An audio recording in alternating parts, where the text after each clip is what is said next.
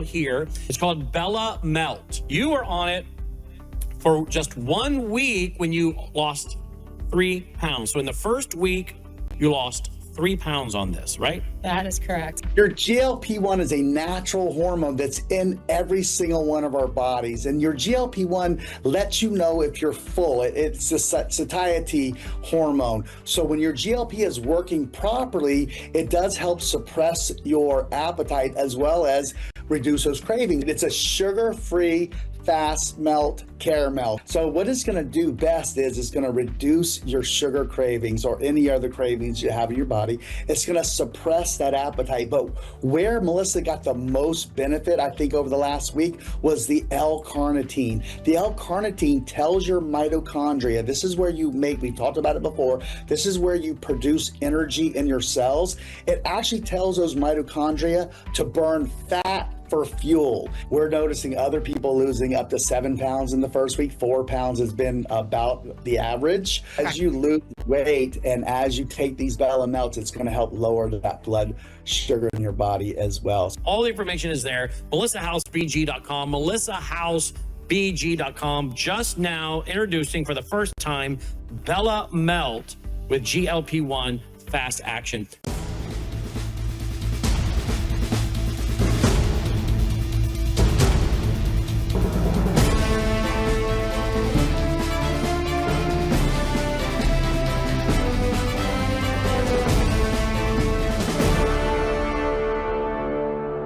But I said that if a deal is to be reached, it should have several components that we believe are important not only for the security of Israel, but for the security of the world, the United States, the region, the world. The first is that all enriched material has to leave Iran. The second is that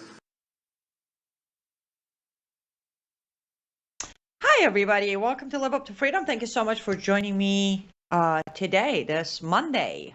It's Monday again. And I'll tell you what, I feel like Friday was 5 seconds ago. But that's all right. So, happy Monday to anybody who thinks there is such a thing as Happy Monday. Hi, Lori. Good to see you. We are live on worldviewtube.com, worldviewtube Rumble, WorldViewTube X, and I know X is under attack heavily today. So if you're on X and you're trying to comment or join us, just head over to another platform. We're everywhere. We're also live on X America News, live on my platforms on Facebook, Rumble, YouTube, Substack, and X. So, and as always, today is me and you guys. So I will be looking at the comment section. We can talk, you get, jump in. Your thoughts, your questions, your comments, agreements, and disagreements as always. There's a lot to get to, and I'm positive I won't get to all of them. But I want to make sure two things are too important to get to. So the very first thing I want to get to is what happened on Saturday, February 14, 2026, around the world. But before I tell you what happened, let's take a look at a video that will show you just one place, one city in the world, and that was Toronto, Canada. Let's take a look at Saturday, February 14, 2026, Toronto, Canada, and then we'll start talking about it.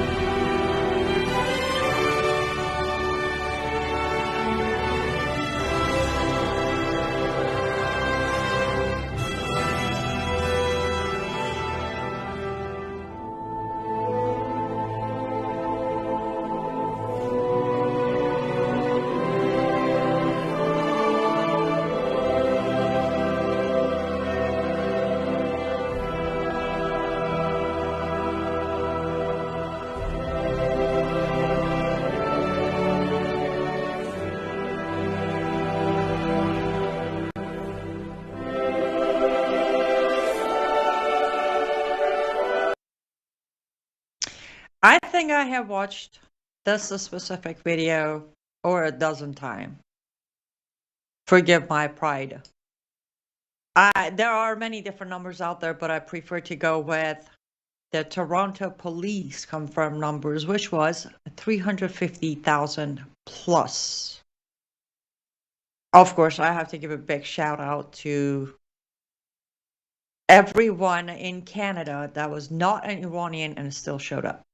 We thank you. You didn't have to, you chose to do it. And for that, we're grateful. And yes, Laurie, I agree. I would be very proud. Laurie says, I'm proud of my fellow Canadians. And I will repeat, like a broken record, that just Toronto, 350 plus thousand people showed up.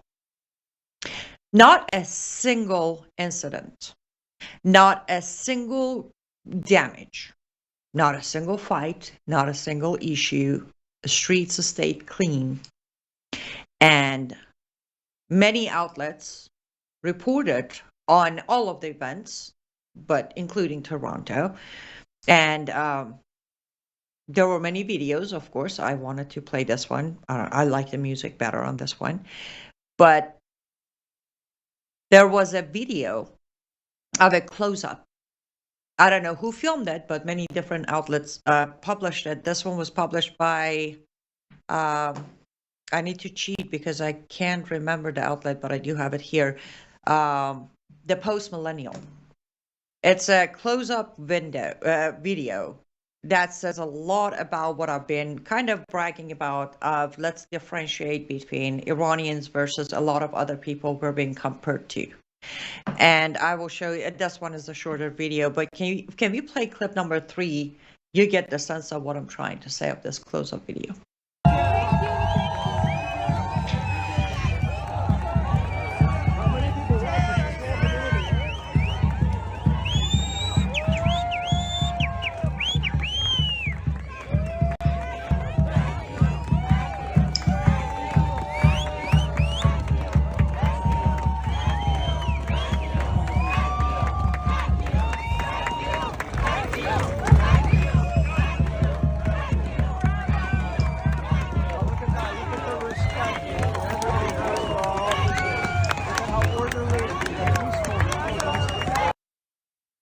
Did you hear the comment? Look how orderly and peaceful these people are. I don't know if I've ever seen a video of such huge number of people at a rally. And I want to add to it, guys, we have a lot of anger inside, but none of us have taken it out on the streets of our home, on the police, fire department, those providing protection. We haven't. And that makes me very proud.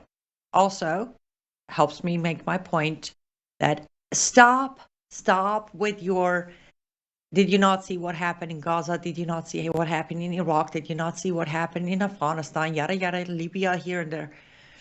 Show me a single rally by any of those that you're using as an example to avoid helping Iran and Iranian people. Show me a single one of them who pulled in, based on Millennial Post as well, 1 million plus people showed up between Toronto, Los Angeles, Munich, Paris, London only.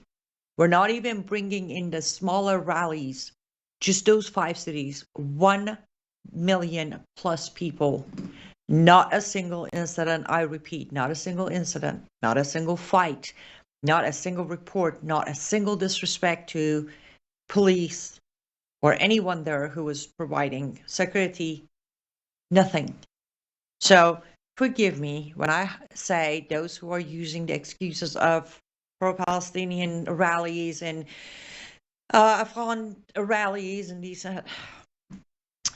What happened last weekend again proved that number one, we're different. Number two, regardless of how much anger, much disappointment we carry with ourselves, we come from a civilization that is older than combination of all the cities I just named. We are civilized people, and we don't react. We don't bite the hand that feeds us either. But we will remember the hands that is taking away the hope that bravery has created. The hope we all have inside and outside of Iran wasn't based on somebody's post and somebody's promise and somebody's, false hope.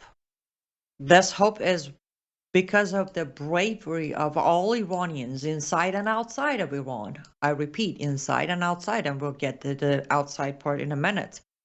That's why we have hope. And those who are trying to take away that hope will remember. History will remember, regardless of how many people try to overwrite it, twist it, and rewrite it. History is going to remember that today, on February 16th, 30 days after the great respect issued towards the regime of Iran by Trump administration, specifically Trump himself, we are stepping into Geneva for the second round of negotiations with the regime of Iran, which is something we will dissect a little bit further on our next segment, because we have to go take our first ad break. So don't go anywhere. When we come back, we're going to continue this discussion.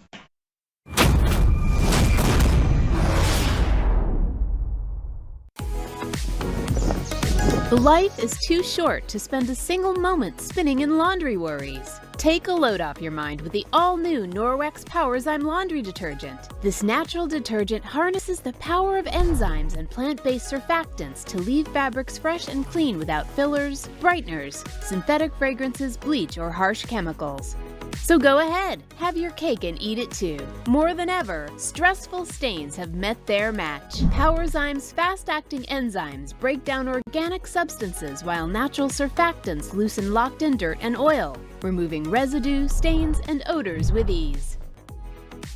With 91% bio-based ingredients, this dermatologist-tested hypoallergenic formula is suitable for sensitive skin types and delivers a safe and effective clean that won't harm you or the planet's waterways.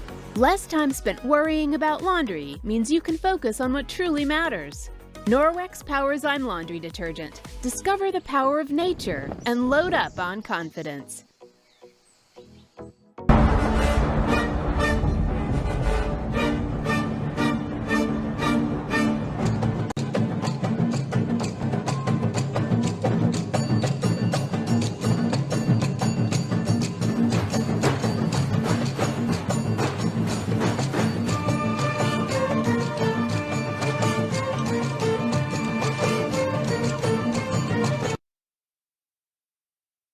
$150,000 plus confirmed by Los Angeles Police Department that showed up in Los Angeles. You just saw the short video. Though I love that music, I wanted to play a shorter version and cut it right when it needed to be cut.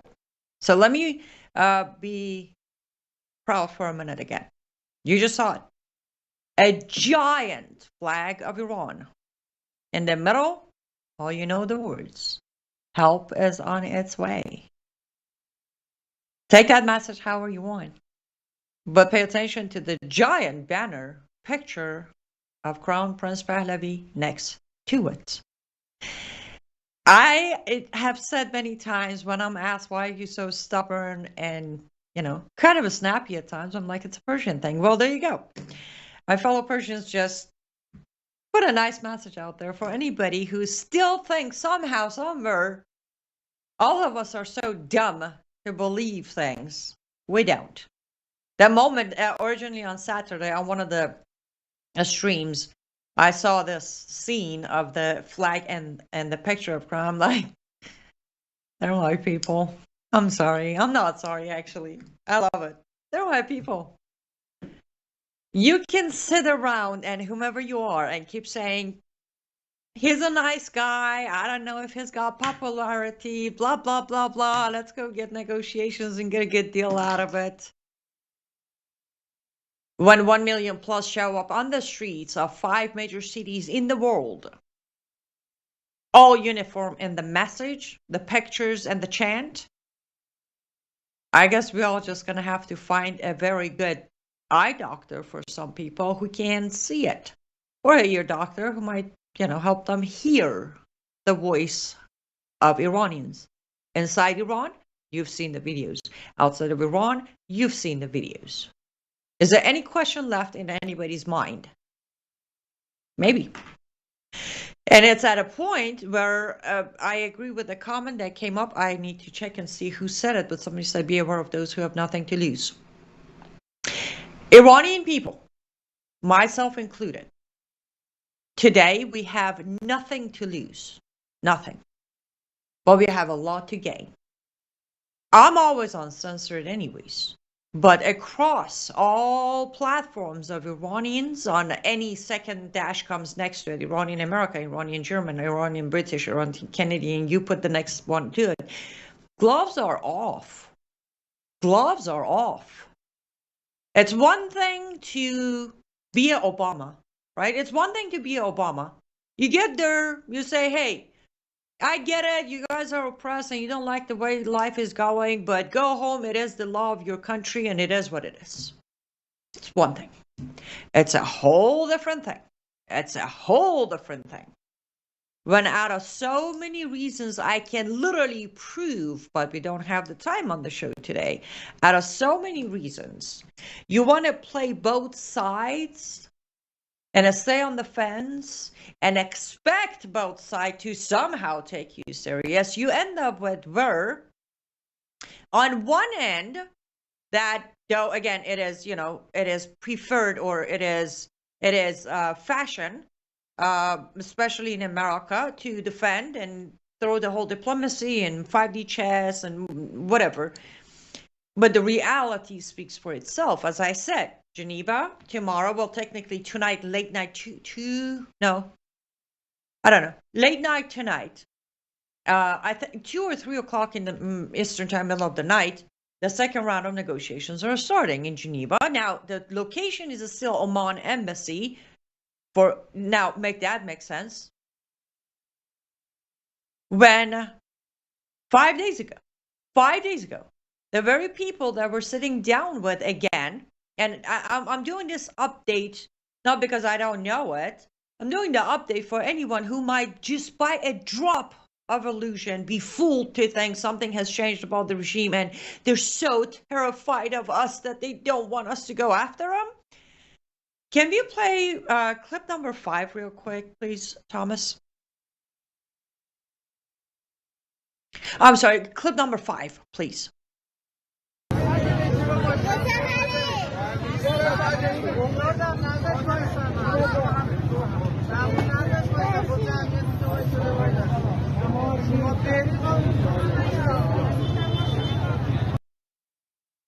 Five days ago. This video is from 5 days ago. After the first round of negotiations, middle of the first and second round of negotiations, just in case if you didn't pick up on it, the guy in the suit and the mask is Trump. And the guy standing over him wearing the green helmet is of the Hussein blood, which is the Shia Muslim of Iran, about to behead him. Right in the middle of Tehran. Am I the only one offended? Or is anybody else sharing this? What are we doing? Again, for 1 second, we're going to put Iran side of Iranian people aside. We're going to put aside the January 13 post and all the big tough talk. Is anyone else offended that we have sent, like Witkoff and Kushner flew to Geneva earlier this morning? What are we doing? So pardon me if I'm going to sit here and say, first of all, I told every single one of you from day one that don't get your hopes high. I put a Substack out. I did my own video. I was on Brandon's show. So proof is right there. Go back. I'm not making it up today. From day one, I said I actually prefer. That help doesn't come from America because I don't trust American government not to hijack this revolution. I did. But for anybody who came at me telling me I'm ungrateful and I should be deported and my citizenship should be revoked, Well, take that to the bank. We're about to do our second round of negotiation while they do public execution, mock execution of Trump. So you tell me who's the tough guy here. You tell me who's the top dog here. We got 2/3 of our military is standing by around Iran, and this is why they pull off. You know why? Because at this point, words have turned into jokes, even for the mullahs. And for anybody who's going to comment or come at me like, oh, by end of the week, we're going to attack them. There's a time and a place when you miss the window of opportunity, no matter what you do after that, it becomes useless and meaningless. And this is absolutely most certainly one of those times. I see your comments coming in, and we need to get to your comments because I love talking to you guys on Rumble. Hey, Dylan, good to see you. It's been a while. Dan Dreyer, how you doing? Dan says 18 F-35 fighter jets with 6 refueling aircraft left from England heading to the Middle East. That's wonderful. But Dan, tell me, what does that mean? Please do tell me, what does that mean? After everything I just said, you tell me, what does that mean? To me, it means nothing. It means a squad. It means a bunch of muscle flexing. It means we're going to still approach diplomacy. For 47 years, US, Canada, Mexico, France, Italy, Germany, UK, they all approached diplomacy. Do you really think under the current circumstances, Tony Blair and Trump are going to give up their Gaza 15-minute city and peace port to go to war with Iran? And let's not mention about a month ago, about 5 weeks ago, if we did what we said, first of all, we shouldn't have said anything, but if we did what we needed to do, like Israel did during 12 Days War, it would have been just a walk in a park.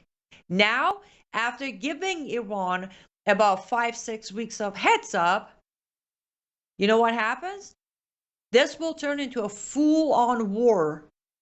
You really think for last 5-6 weeks, Iran's been just sitting there waiting for us to go in? You really don't think they've been coordinating between their proxies, such as Hezbollah, Hamas, Houthis, Taliban, all of them?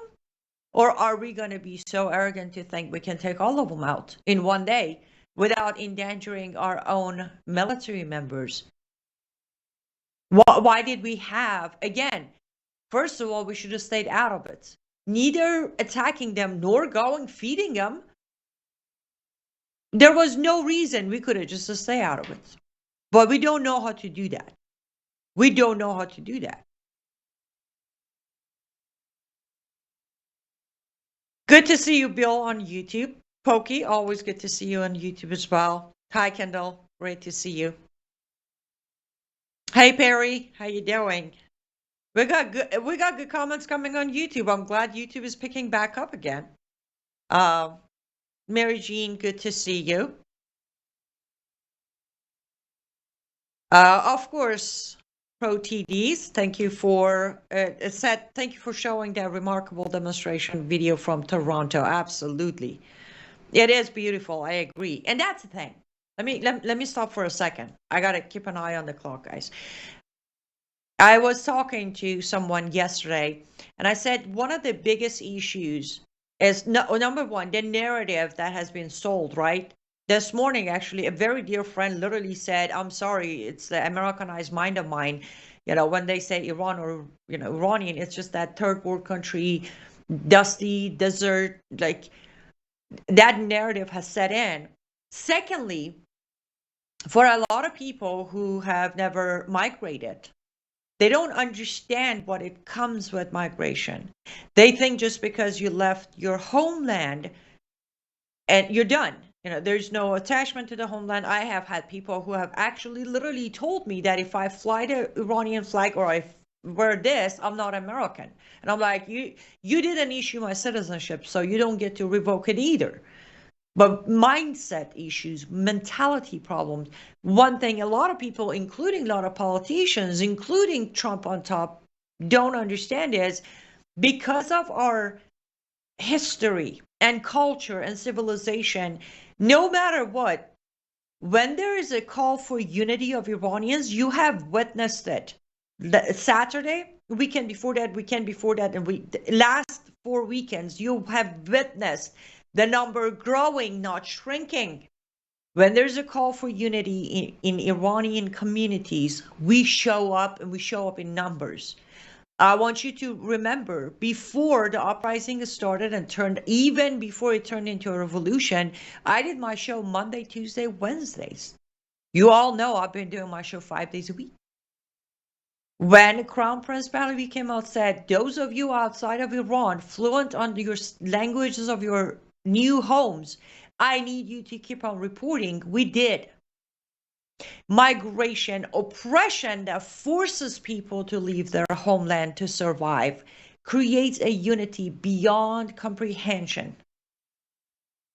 So it's not like, I don't know why a lot of people thought we're going to have our own inner fight of, no, I don't want Pahlavi, I want this, I don't want that. You said something about Trump, I don't. We don't do that. We don't, because our end goal, the dream, is a shared dream of one day having the chance to go back home to either visit or leave life there. I've said it on my show before. I said it in private conversations. You might understand, you may not, I don't know. But you have no idea the light of the dream for me to one day to be able to go to my grandmother who saved me, to her grave and say goodbye, is the dream I carry. I've always said America will always stay home. We still have work to do here. But that simple dream, that 5 minutes of life, is what creates the unity for me to stand by my fellow Iranians, even if I get attacked by Americans telling me I'm not an American, even if they tell me I'm ungrateful, even if they call me a traitor and saying my citizenship should be revoked. We don't get bullied. Listen, Iranian people, we got thick skin because we've been bullied for too long. There is no bullying us to give up. There is no pushing us to take our factual words back. The facts are on the table. Either people will see them or they won't. But I will sit here today proudly and say, what happened? I had personal friends texting me yesterday asking, what did you think of LA? What did you think of Munich? What did you think of Paris? What did you think of Toronto? Yes, the world was shocked. They thought they saw the biggest of it 2 weeks ago. They had no idea what's going to happen. Now, we haven't even got to Munich yet. Munich was the center, it was the heart of it. Why? Because Crown Prince Pahlavi himself, who was already in Munich, was the speaker. He was there. Over 500,000 showed up in Munich, Germany. And he showed up and he did a speech. And I said to many people that if you had any doubts as to why we have voted for him, watch him, watch his wife on that stage, and listen to his words. Listen to his interview after that. Listen to him, and you'll understand why we are asking for him. Why, regardless of somebody's opinion, and I don't know, well, I do know it's the arrogance and the narcissist in Trump that everybody is a good-looking guy and a good guy and a good-looking guy and a good guy. He can call Crown Prince Pahlavi a good guy who doesn't have the popularity of Iranian people. That doesn't change the fact that by far, name one exiled leader of a revolution who pulled in 1 million plus people in 5 major cities in the world. Name them. You can't. And that's actually one of the main reasons that Western governments will do everything in their power to stop Crown Reza Pahlavi to become the new leader of Iran. That is a terrifying thought.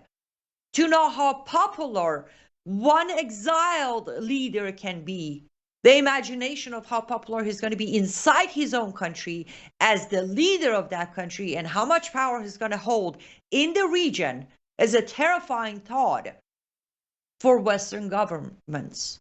And again, take it or leave it. Facts are on the table. And we need to go take our next ad break so I can chill and calm down. We'll be right back.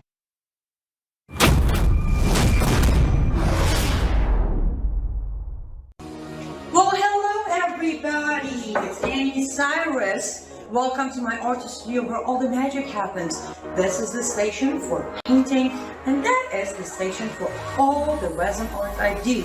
If you want to check out my art, all you gotta do is go to lutfstudio.com.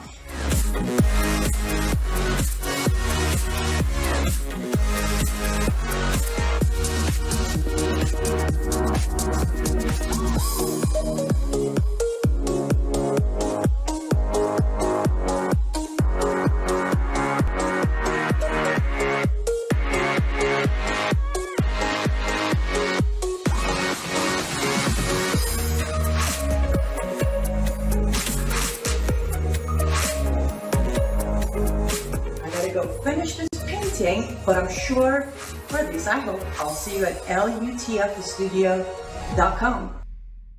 Welcome back to Live Up to Freedom. Thank you so much for staying with me until now. That was an exciting segment. Just a reminder, if you like to support me financially, I'll be very blunt and transparent. If you like to support my work, my mission, my show, my Substack, all of it financially, there are a few ways you can do that. Number one, of course, as we run the ad on the first ad break, you can go to cyruswellness.com. It's going to take you to a landing page of my consultant page with Norwex, where you can purchase products that are 100% chemical free, which means it's going to give you a healthier household. And if you use their hygiene and skincare product, healthier you, while saving money. Percentage of your purchase will turn into commission towards my consultant account. The other way is, of course, my art studio, which is lutfstudio.com. That's lutfstudio.com. You can use promo code MISSION to get 10% off. Also, you can become a paid subscriber on my Substack. That's liveuptofreedom.substack.com, liveuptofreedom.substack.com. Sherry, I do see your comment, and if it's okay, I hope you don't mind. But I know you are already a subscriber on my Substack since you're commenting on Substack. If you go to my page, search for Constitution. I have done a Substack, a very long expose on Constitution versus Sharia, one must fall. That's literally the title of it. If you locate that on my Substack, or I can message it to you after the show, what you're asking for, the answer is right there. I have a side-by-side comparison of the conflict between Sharia versus Constitution. And I don't mean just me rambling on. I literally have the amendment article of the Constitution next to it, verse of Quran or Sirah or Hadith or Reliance of the Traveler. So the side-by-side comparison is on my Substack. You can either print it, copy, paste what you need for your push tomorrow. So hopefully that will help you in some way. Thank you, Kim. Good to see you. And yes, prayers are needed. Prayers are always needed.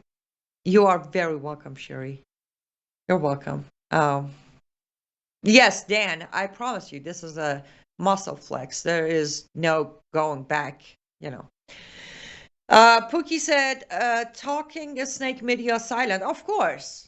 I promise you, you didn't see any of the coverage and the footages of the weekend rallies of any of those major 5 cities that I mentioned. You probably didn't see them on CNN, Fox News, MSNBC, or Newsmax for that matter, since they have joined the other side as well. Hey, Kevin, it's good to see you. Nomad, thank you so much for being here. Excuse me. Persians at this time in history are so much more courageous than Americans could ever imagine to be ever. Oh, that it was you who said be aware of the person who has nothing to lose. Exactly. I saw it and then I lost track of where it was. Okay.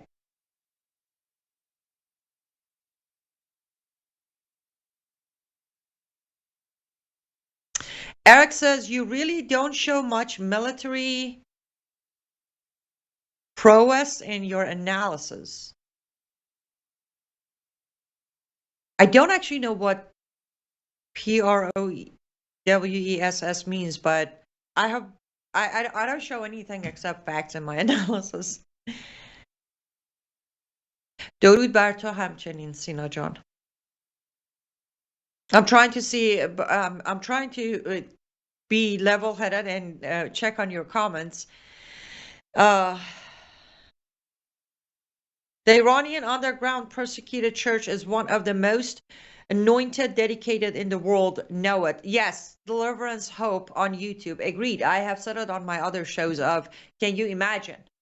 Can you imagine the fact that the number of Iranian coming to Christ, knowing the consequences inside Iran, should tell you where they're at.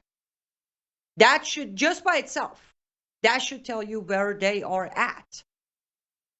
Not that hard. Okay, now, we talked about a few of the things. We want to talk about this. I said we'll remember the hands that are, feeding the tyrants, the regime. I talked about the second round of meetings coming up here in a few hours. But let's go ahead and, it's like 5 seconds, I think, or so. I'll let Crown Reza Pahlavi give you his thoughts, and then I'll give you my thoughts, and then we continue going from there. But let's play clip number 2, please. This was from Saturday. I don't think these negotiations will amount to anything. The regime is simply buying time yet again. But every day that goes by, more people could die. Anybody agree with him? Because I do. I do. Even Hexet does. Well, excluding the last sentence. Hexet said, what? Achieving a deal with Iran will be a very hard task. So why are you trying? Why are you trying? I'll tell you why you're trying. Because you prefer not to have, as I concluded on last segment, because you prefer not to have the man with so much popularity, so much access, so much knowledge to ever be in power. You don't want that to happen. I'm sure most of you heard of Christian Amanpour, the typical leftist sellout CNN reporter who I have gone after her many times. Many Iranian have. Specifically, the biggest, self-sabotage was in 2022 when Amanpour decided to go ahead and interview Raisi, then a president of Iran, who later died in a helicopter crash. And she sat there interviewing him while wearing a hijab during the time of Mahsa Amini uprising. This is Christian Amanpour for you. So nobody's disappointed on our side.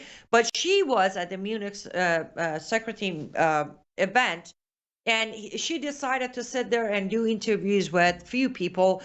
Most of them I don't care. But she also started asking questions of Crown Prince Pahlavi, which here, it's a very short clip. But one, I want you to listen very carefully to Christian Amanpour and the way she phrases the question, just in case if you don't know her, just in case if you don't know why I have gone after her many times. Like within the phrasing of the question, you catch on with her anti-Semitism and anti-Israel narrative. And then I want you to listen even more carefully, way more carefully, to Crown Prince Pahlavi's answer, specifically the very closing sentence of his answer, and then I will expand from there. Let's go ahead and, I'm sorry, this is clip number 4. You have been to Israel. You have, I believe, visited the Western Wall. You are supported by this Israeli government.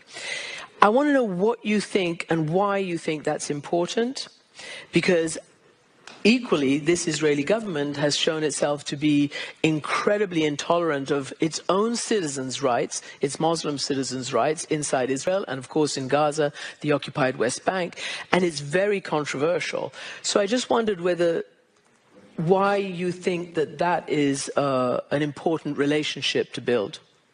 Well, first I would say that I think there are only 2 nations on this planet that can claim they have a biblical relationship with one another. One is Israel, one is Iran. And it goes back to the time of Cyrus the Great.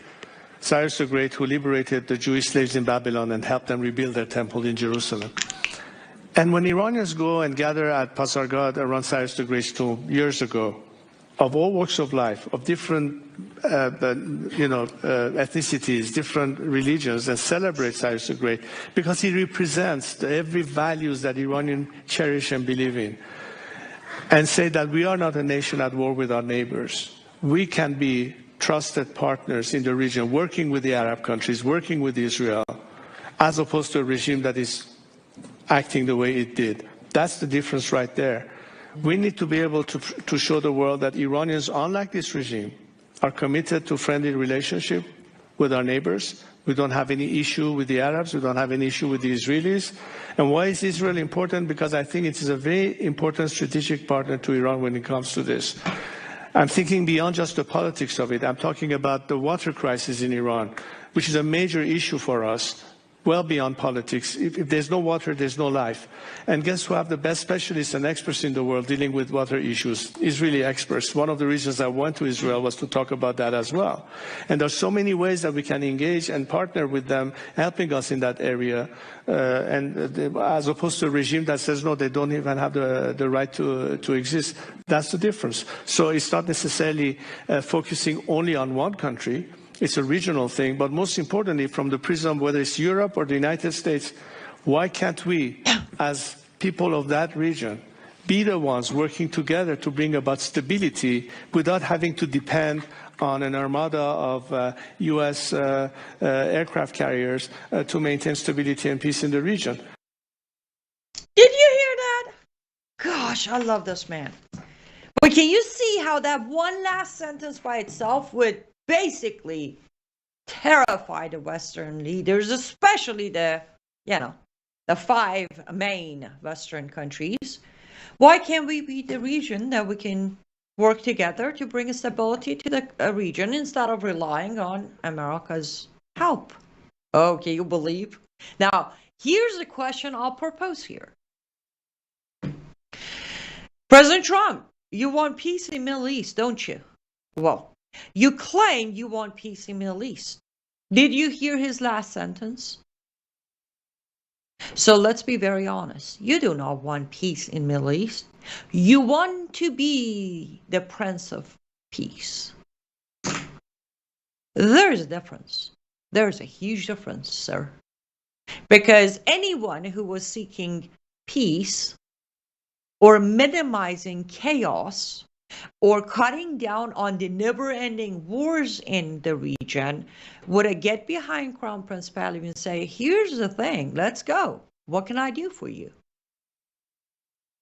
Instead of avoiding him, ignoring him, and then when I'm cornered, I say, he's a good guy, but it's inappropriate for me to meet with him. Well, let's see who comes out of this uprising, and let's see where it goes. I don't think he's got the popularity. I do apologize ahead of time for what I'm about to say, but especially to my fellow Americans, if you are so darn blind, go get glasses. I don't know, get LASIK, get surgery. Because it takes a very kind of a special type of denial not to see this.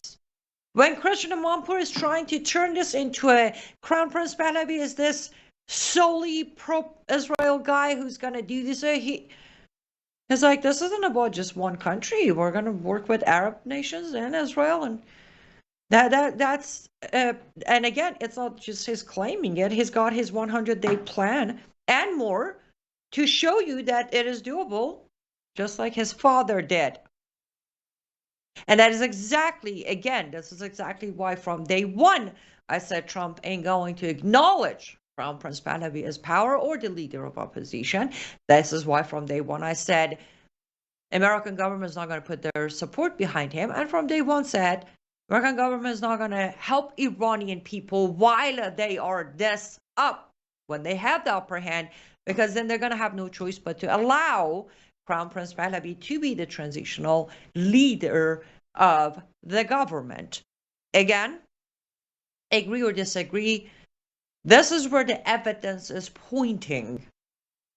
If it changes direction of pointing, I will gladly come here and give you a different analysis of it.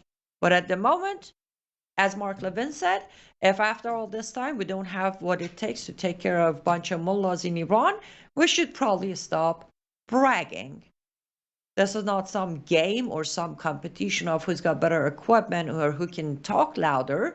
This is actual real life. And as Crown Prince Pahlavi said, as this deal is going to go nowhere, but every day more Iranians are dying. I posted on my social media, on all my platforms today, that they have issued more execution and hanging for more protesters who were arrested. And we just published more names of those who were killed. So that's a fact that we cannot deny. We got to go take our last ad break. When we come back, not necessarily switch gears, but we're going to shift a little bit, sticking with IRGC, but we're going to talk about one more topic that is not getting as much attention as it should. Don't go anywhere. We'll be right back.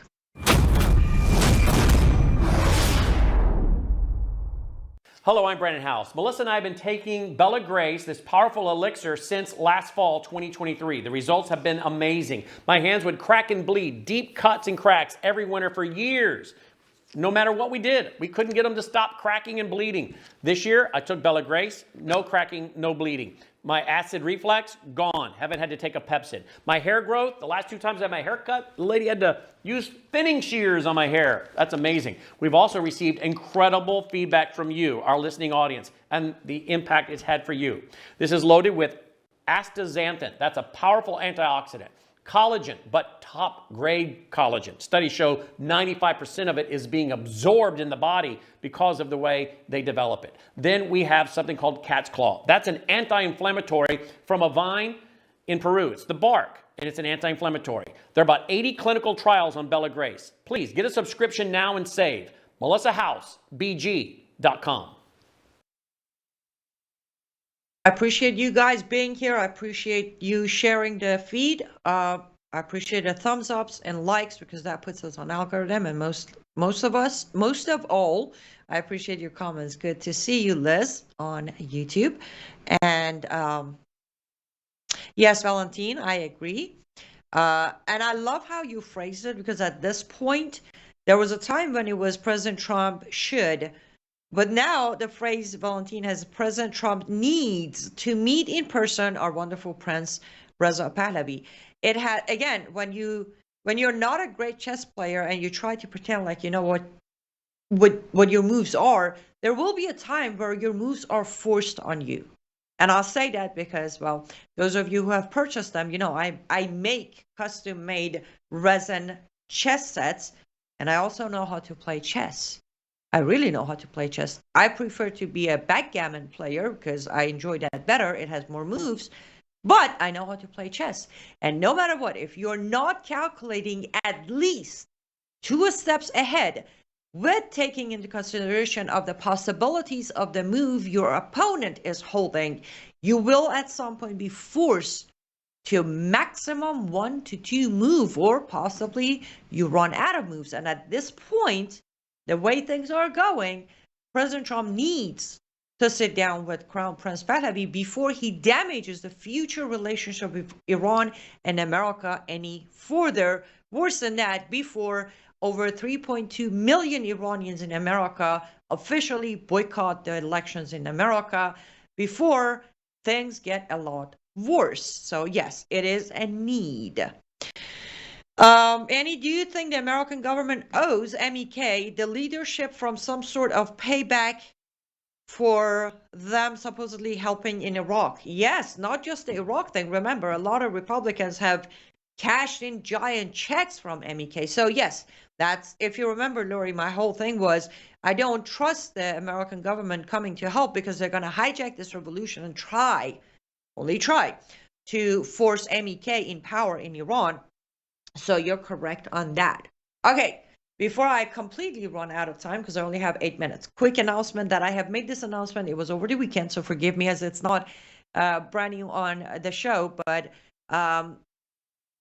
my book, The Architecture of Jihad, is officially available for pre-order Kindle, pre-order on Amazon. The pre-order of the signed copies will be available on March 5th. And the release date of the book on both Kindle and paperback is March 21st. So I have made, pre-announcements and all of that, but now I can officially say the Architecture of Jihad will be out on March 21st. But if you prefer Kindle, you can place your pre-order right now. And you can either go to Amazon, look up either my name or the name of the book, or just go to my website, liveuptofreedom.com. That's liveuptofreedom.com. Right on the homepage, you'll see the cover photo. If you click on it, pardon me. You click on the cover photo, it takes you to a page where you can pre-order your Kindle, or you have the rest of the information. March 5th, and our signed copies are going to be very limited, forgive me. There are only, for the first term, the first 90 days, there are only 150 copies available for signed copies. That's all I'll be able to do. So if you'd like to get on the, pre-order list, feel free to email me your information, and I will put you on the list as soon as March 5th. I will send you the information to be able to place your order. And of course, when I have to, for the signed copies, I will have no choice but to charge you for shipping, because it's going to be on me to ship. And as I said, if you prefer to just purchase it from Amazon on March 21st, you can do that. Special thanks to everybody who helped me get this book out. And I appreciate everybody who is going to support by sharing the book, telling people about it. Again, I'm not asking you to buy it and read it because I wrote it. I'll ask you to buy it and read it because our country desperately needs the information and the knowledge that is offered in this book. Between the advanced praises and the foreword, I now have the confidence to say this, that the information in that book is very needed by everyone, from lawmakers and legislators to police officers and law enforcement to teachers and our neighbors. So that's that for the book updates. Last, as I said, I don't know if you've heard or not, pretty heartbreaking news that the producer, or one of the co-creators of the TV show Tehran, Donna Eden, was found dead in her hotel room in Greece, where they were filming and producing the season 4 of the TV show Tehran. There are many reports out there. There's so many things being said. Her brother found her in the room, in the hotel room. And I want to point out a few things, especially because we're coming to an end of the show. I want to point out a few things. And I was going to bring my, conspiracy hat with me, but that it would ruin the hair. I decided not to wear it. There are already reports coming out, including Jerusalem Post, that put out the information that, it's being called a suicide. There are no suspicious of anything else, I want to put a few just notes out there. Number one, when she was found, by reports, a police report, there were bruises around her neck and limbs. Yes, there were pills found in the room. And I know exactly how they're going to explain the bruises around the neck and on her limbs. And that is completely fine. But I also want to say that when season 3 came out recently, right before Christmas, I want to say, I actually watched episode 1, 2, 3, and then I texted Brandon and I said, oh, great, Tehran is going Hollywood. And he was like, oh, no. I'm like, Tehran's going Hollywood. It's flipping. The scenario, the story of the show is starting to go Hollywood. More, diluted. So that's one thing I will keep in mind. Of course, Jerusalem Post decided to say, even though Iran's regime, or IRGC, has a brutal record of, sentencing, oppressing, silencing, and killing their own filmmakers, there is no history record of them going after foreign filmmakers. And with that being said, I will remind you, she was Israeli, Jewish, She became one of the most popular creators when the first season of Tehran came out. I was on it. I even convinced Brannan to watch it and many other people. The Tehran series, when it started, before it started going Hollywood, by far had the most correct information internally that as an Iranian watching, I was like, I advise there must be someone from inside. Pay attention to the things I'm saying.